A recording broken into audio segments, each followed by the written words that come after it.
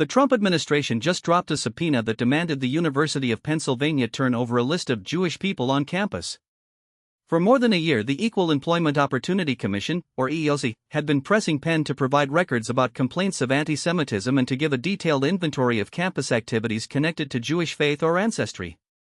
That included a full roster of every group or club linked to Judaism, the names of all members, and a list of faculty and staff who had worked in the university's Jewish Studies program, even though the program's work is academic and not a religious congregation.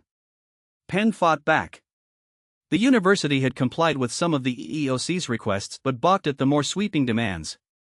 In November, the university and its allies sued, arguing that the commission's inquiry violated constitutional protections and that the requests put students and employees at risk of judgment and even discrimination. The university's position was clear: the EEOC was trying to gather a registry of Jewish residents of campus, a tactic that echoes past federal investigations that singled out individuals by faith or ancestry. When the EEOC insisted that a list of Jewish students and faculty was necessary to investigate workplace harassment, a federal judge, Gerald Papert in Philadelphia, looked at the language of the subpoena. He said the request was unnecessarily broad and not properly tailored to the specific allegations of anti-Semitism. Yet, he also recognized the EEOC's goal: to obtain a spreadsheet of potential victims and witnesses so it could evaluate documented incidents of hate. Papert ordered Penn to comply with the subpoena broadly but stayed the ruling so Penn could appeal. In his commentary on the case, he explicitly noted that the request for all clubs, groups, organizations and recreation groups related to the Jewish-sanctioned faith had ineptly worded language but an understandable purpose behind it. On Thursday, a court filing from the Trump administration announced that the administration had decided to drop its subpoena. The court record offered no explanation for the change. It simply stated that the campaign's request for information had ended, at least in the Penn case. The filing made clear that this retreat does not resolve the EEOC's long-standing investigation into anti-Semitism at the university.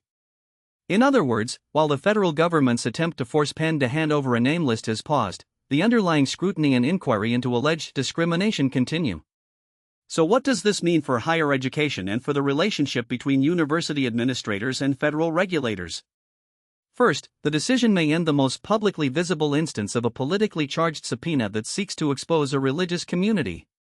It also underscores how even federal agencies must navigate constitutional constraints when interrogating the private affiliation of students and staff. Second, the EEOC's broader investigation remains alive, meaning academic institutions may still face other forms of scrutiny related to workplace equality and harassment. Finally, the episode illustrates a broader trend where governments use subpoena power in ways that can touch sensitive topics of identity and belief, and the courts act as safeguard to ensure that power is exercised within the bounds of the law. In short, while the Trump administration's withdrawal of the subpoena signals a pause in a contentious episode, the issue of anti-Semitism on campus persists, and both universities and federal regulators will likely continue to engage in a careful and legally guided examination of how discrimination unfolds in academic settings. This case also serves as a reminder that claims of bias or discrimination must be handled with both sensitivity and respect for constitutional rights. Thanks for listening. If you want to dig deeper into how federal agencies are investigating campus bias, check out the full article and join the discussion on our forum. See you next time.